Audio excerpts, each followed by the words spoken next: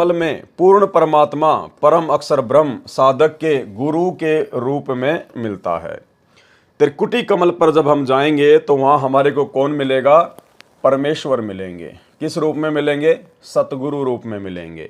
जो रूप आज हमें यहाँ दिखाई दे रहा है सतगुरु रामपाल जी परमेश्वर जी का, इसी रूप में परमेश्वर रामपाल जी त्रिकुटी पर हमें मिलेंगे। यहाँ परमेश्वर जी अपने आप को छुपा रहे हैं कि परमात्मा गुरु रूप में मिलेगा, जबकि हम सबको अब अच्छे से पता चल चुका है कि हमारे गुरु स्वयं ही परमेश्वर हैं, स्वयं ही कबीर साहिब हैं। इसलिए यही रूप हमें त्रिकुटी पर मिलेगा। भाई इसमें कहा जा रहा है कि त्रिकुटी कमल में पूर्ण परमात्मा साधक के गुरु के रूप में मिलता है। तो आज भी तो वो परमात्मा हमारे गुरुजी के रूप में हो सकता है। त्रिकुटी पर हमें कैसे पता चलेगा कि हमारे गुरुजी के रूप में कबीर साहिब हैं?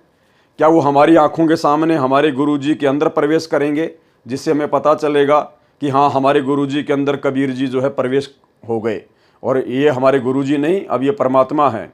ऐसा कुछ नहीं पता चलेगा। परमात्मा अपने आप को छुपा रहे हैं। आज वर्तमान में धरती पर भी सतगुरु रामपाल जी परमेश्वर जी स्वयं ही कबीर परमात्मा है और त्रिकुटी पर भी हमें सतगुरु रामपाल जी परमेश्वर जी ही मिलेंगे। यानी यही कबीर परमात्मा यहाँ और यही कबीर परमात्मा त्रिकुटी पर। त्रिकुटी कमल में पूर्ण परमात्मा परम अक्षर ब्रह्म साधक के गुरु के रूप में मिलता है।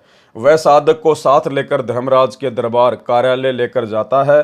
गुरु रूप में परमेश्वर वकील की तरह कार्य करता है। सदग्रंथ परमात्मा का संविधान है। गीता अध्याय 18 श्लोक 66 में गीता ज्ञानदाता ब्रह्म ने कहा है कि सर्वधर्मान परित्यज्य माम एकम शरणम व्रज अहम तवा सर्व पाप्य भे मोक्षयामि मा शुच। भावार्थ, गीता ज्ञानदाता ने कहा है कि यदि तूने यानी किसी साधक ने शास्त्र विधि अनुसार साधना तत्वदर्शी गुरु से ज्ञान दीक्षा प्राप्त करके की है और वह उस परमेश्वर की शरण में जाना चाहता है, उस परमेश्वर की शरण में जाना चाहता है जिसके विषय में गीता अध्याय 18 श्लोक 66 में कहा है कि मेरे यानी ब्रह्म के नाम ओम की जाप कमाई मुझ में छोड़ दे, इसके प्रतिफल ब्रह्मलोक प्राप्ति न लेकर ओम नाम जाप की सर्व कमाई छोड़कर तू एकम जिसके समान अन्य कोई दूसरा परमात्मा ना हो अद्वितीय परमेश्वर की शरण में जा, व्रजमानी जा, तब मैं तुझे सर्व ऋणों अर्थात पापों से मुक्त कर दूंगा, तू चिंता न कर। गीता अध्याय 18 श्लोक 66।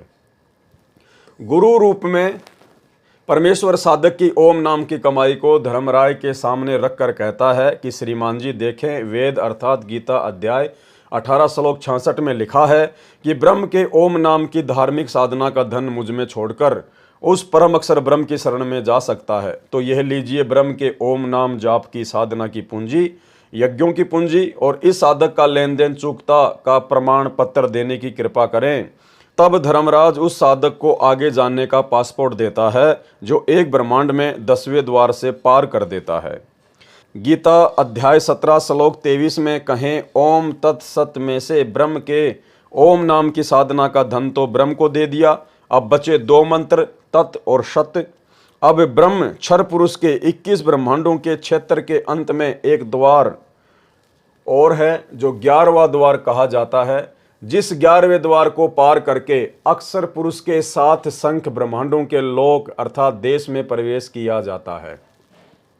यह अष्टकमल दल अर्थात 8वां कमल है। यहाँ पर अक्षर पुरुष को तत्सांकेतिक मंत्र है, वास्तविक अन्य मंत्र है, उसकी नाम जाप की साधना को वहाँ छोड़ा जाता है। यह इसके 7 संघ ब्रह्मांडों को पार करने का टोल टैक्स है अर्थात किराया है। यह भंवर गुफा तक जाने के रास्ते को साफ करता है। फिर 12वां द्वार आता है जिसको पार करके परम अक्षर ब्रह्म के लोक में प्रवेश होता है। परमात्मा गुरु रूप में साथ रहता है। परमात्मा गुरु रूप में साथ रहता है। भाई यदि गुरु के अलावा अन्य कोई परमात्मा है तो वो परमात्मा फिर सामने क्यों नहीं आता?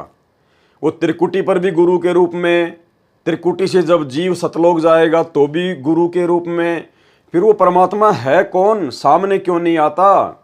भाई और बहनों, यहाँ केवल परमेश्वर अपने आप को छुपाते हैं ताकि ये जीव भक्ति पर लगा रहे, भक्ति कर ले।